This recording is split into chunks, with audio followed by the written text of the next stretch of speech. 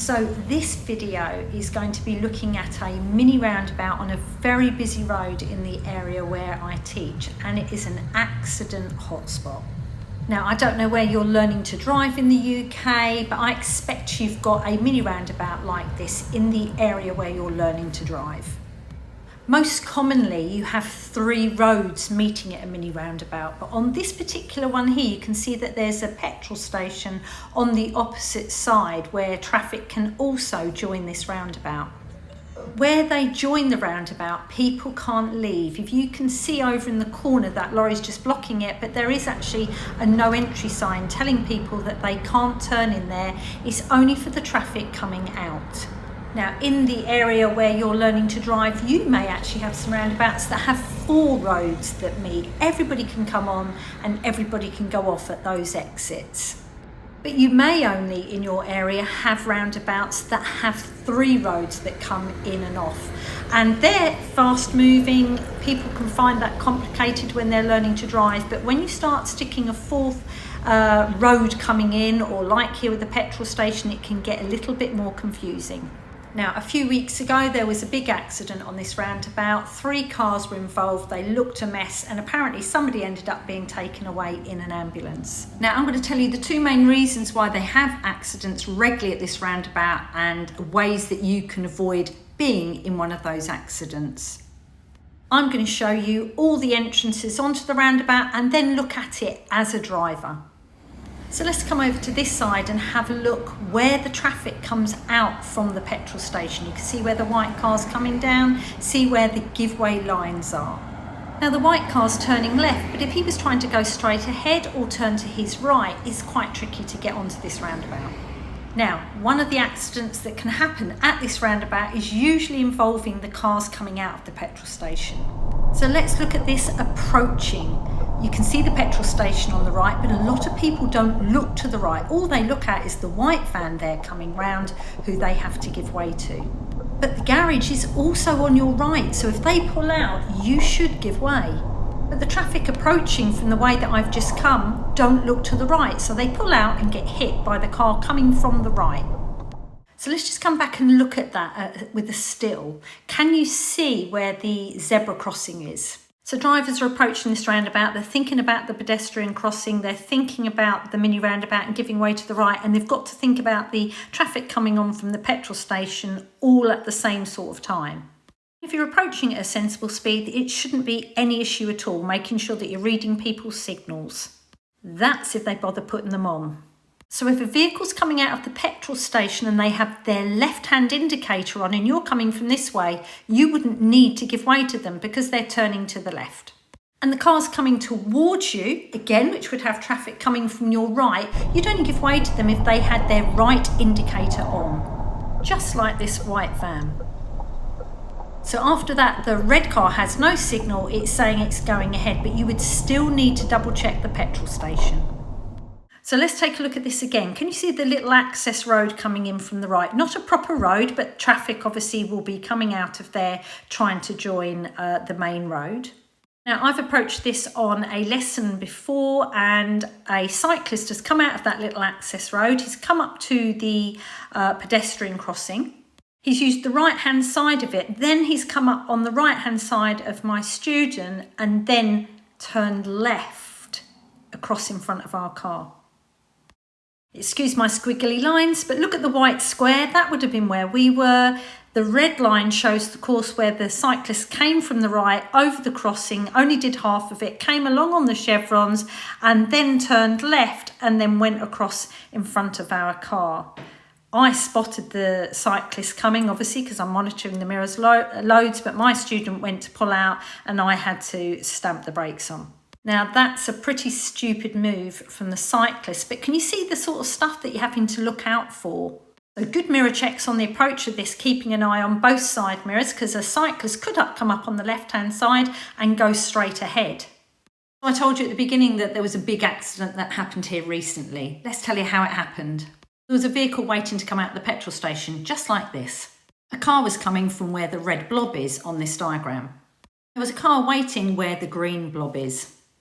But the red approached, didn't give way to the car coming from the garage, and then was basically T-boned into the side and ploughed straight into the car that was minding its own business waiting to get onto the roundabout where the green blob is.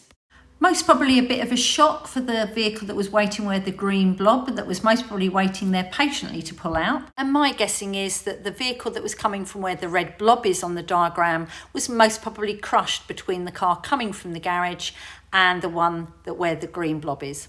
So the person coming from where the red blob is the one at fault. It didn't give way to the car coming from the garage. 3 cars damaged by one person's error. So let's have a look at what you see if you're coming out of the petrol station. So when this big accident happened here a few weeks ago, it got uploaded onto social media, and then all the experts came on and started commenting about this roundabout. So one of the experts said, I don't know why the people from the petrol station keep coming out and going straight over and turning right. It clearly says inside the petrol station that you can only turn left. But it doesn't say that at all. This sign says, hey, this is where you come out of the garage. Here's the exit. If it wanted to tell you that you could only turn left out of the garage, you'd see a sign like this. And this would mean that you can't go straight ahead and you can't turn right at that mini roundabout. So it isn't very easy to get onto this roundabout going ahead and turning right. But it doesn't say that you can't. And would it be best if they made people turn left there? Yes, maybe. Or would it be better if the people that were approaching from the way that I showed you a minute ago just looked to the right and gave way? But the expert on social media was incorrect. It doesn't tell you that you have to turn left. It's just showing you where the exit is. Now, if coming out of the petrol station, the only thing that I would say to be very careful of is to make sure that you don't enter the path if there's pedestrians there, because that path belongs to them. When leaving the garage, you're checking the right and watching for the pedestrians as well. Just watch on this clip where you can see one of the vehicles coming ahead and the other car turning left, and then the bike also turning to the left. So as long as people are looking, it does work. It's just that people don't look enough, and usually that is where you have all the accidents. So let's just go back to thinking about the vehicles coming out of the garage if you're coming from opposite. So if the vehicles coming from the garage are turning to their right and you're coming from this way, you're looking at your immediate right, which is the road on the right, but you would be also looking for the cars coming out of the garage as well. So if you were coming from opposite the petrol station, you can see where the dark coloured vehicle is coming from the opposite side. You would be giving away to your immediate right, which is the road coming in from the right where the pedestrian crossing is. If the dark coloured car was turning to its right, you would have to give way to that one as well. Can you see from this little picture here?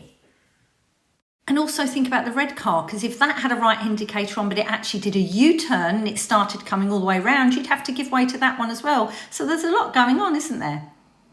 And that would be if you were just turning left. So imagine that if you were coming from the road where I'm standing and you wanted to turn right to head towards the pedestrian crossing, and the person coming from the petrol station was turning right and wanted to go where you can see that arrow heading towards your left. They would be coming from your right, so you'd be thinking about giving way to those. The car coming from the petrol station would be looking at you exactly the same. You would be coming from its right with the right indicator on. Where you've got 4 roads leading onto a mini roundabout and you've got 2 vehicles trying to turn right, can you see how confusing it gets? And that's not just for a learner driver, that's for even full licence holders. Now, this junction is quite wide, so there's a high chance that both vehicles would be able to move on and go around the roundabout at the same time. And that example would only work if we went round the roundabout. If one person decided to take a cut across the roundabout, then there could be an accident. And I mentioned at the beginning of this video 2 reasons why there's a lot of accidents on this roundabout. And this one that I've just mentioned here isn't even one that I'm going to be talking about. And if there wasn't enough room to go round the roundabout, one person here is going to have to let the other one go first. I am going to make a video about mini roundabouts in general, but this particular video is just looking at the 2 places where they have regular accidents on here and the reasons why. So let's take a look at the roundabout from this angle. So the people coming down here are giving way to the right, which is where the red car has just pulled on and turned right. But another thing they have to keep an eye on is the people pulling out of the petrol station, because it is quite difficult, and occasionally the people coming from this angle let the people out from the petrol station. So here it is from a driver's perspective. If anybody was coming from the right with the right indicator on, I would give way, and if anybody opposite had a right indicator on and was doing a U-turn, I would have to give way to those as well. Take a look at the markings on the left as I approach this roundabout. I'm turning right, so I'm keeping over towards the right to make my right-hand turn. It's a little bit busy. So let's talk about those markings. They are called chevrons or hatchet markings, and they have a broken line around them. These markings were added in a few years back because there was regularly accidents on this roundabout, and I'll tell you the reason why they've put them there. If a broken line is around the chevrons, it says that you can enter them. If it has a solid line, it's telling you not to, unless some form of emergency situation. So why have they put them there? Because they don't want you to drive on them. So what they want to do is make this approach single file. They haven't put a solid line around it because something like a lorry or a bus or something coming up here wouldn't be able to avoid driving on them. So some people will say, well, why can't I just drive on them? They've got a broken line. If they don't have a solid line around, I'm allowed to drive on them. Well, first of all, I don't make the laws, I just have to follow the rules. And the reason that they've got it broken here is in case something large has to drive on it. But the main thing is to deter two lots of vehicles approaching this roundabout at the same time. So you may be asking yourself, well, why on earth are they doing that? It's going to hold all the traffic up. It'll be much easier if two lanes come up there. I can't see any point in making the queues longer by having the chevrons there. And I totally understand why you might be thinking that, but let me tell you the accidents that I've seen happen at this roundabout due to two lanes of traffic approaching at the same time. So basically, whether you're turning left or right, when you're approaching this roundabout, they just want you to stay on the bit that hasn't got the chevrons. So when you're turning left, you're actually slightly positioned more towards the right. So let's go back and look at it from this way. If you look at where the red car is coming from and whether you could just in the blue car enter from there, if they get right up towards the end and they had to wait there, and imagine they were taking a right-hand turn and somebody came up on the left-hand side on the chevrons, the blue vehicle quite often blocks the view. I've seen a cyclist come from where that red car came from, and I've seen somebody come up on those chevrons and they've taken out the cyclist because they can't see, because where I said that blue car was blocking the view, they've just carried on going and then hit the cyclist. So my guessing is they've put those chevrons there to keep it single file because they've had too many accidents here. Just watching the red car here, when it starts to move up, you can see how it makes it a little bit harder to see. So whether you agree with the rule or not, that is almost, I would say, 100% why they've put those hatchet markings there, to keep people approaching this in single file because they think it's safer. So just one little clip showing you trying to come out from the petrol station. So I'm watching the right from anybody from my immediate right, the road opposite that's turning right, but I'm also keeping an eye on these vehicles coming from my left because they're renowned for pulling onto the roundabout and not giving way to me. Now you may think to yourself, well, it would be a lot safer if they made people turn left coming out of the petrol station, and you might be right because it is a busy road. But if it was a road and not a petrol station, you would be able to come on and off there anyway, so everybody would have to deal with the fact that there's extra traffic to look at. So basically, where there's 4 roads leading up to, or the petrol station being classed as one road, where they're all trying to come at a mini roundabout, it is a lot more complicated, but just a lot more care to be taken should help. So just remember, give way to all traffic that comes from your right, especially watch out for vehicles that could be doing a U-turn because they would still be coming from your right, and obey the road markings.